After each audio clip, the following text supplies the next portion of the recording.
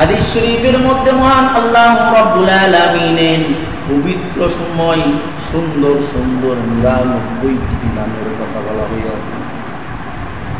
সেই 99টি নামের অসংখ্য ফজিলত রয়েছে, সেই 99টি নামের অসংখ্য আমল রয়েছে।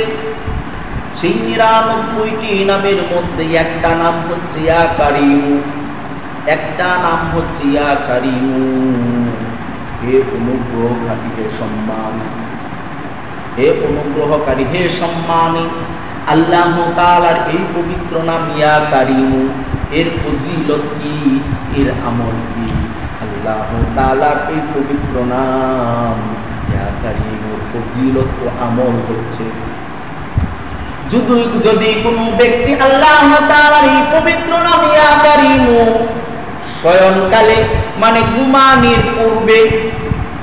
ঘুমানোর পূর্বে শোয়া অবস্থায় প্রত্যেক দিন 301 বার পাঠ করে সকলের কাছে পাঠ করে, তাহলে আল্লাহ রাব্বুল আলামিন ওই আমলকারীকে সকলের কাছে আদর যত্ন মধ্যে রাখবেন।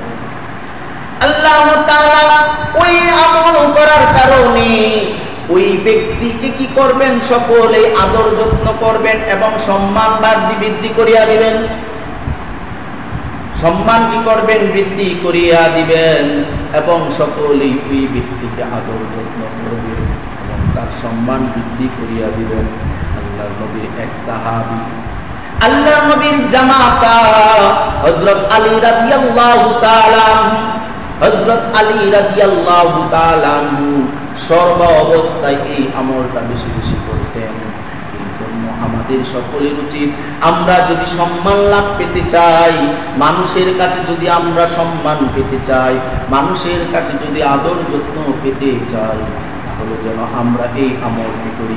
আল্লাহ তাআলার এই পবিত্র নাম ইয়া কারিমু, পবিত্র এই পবিত্র নাম ইয়া কারিমু শোয়া অবস্থায় ঘুমানোর পূর্বে প্রত্যেক দিন 301 বার পাঠ করতে পারলেই আল্লাহ তাআলা আমাদের সম্মান বৃদ্ধি করিয়া দিবেন।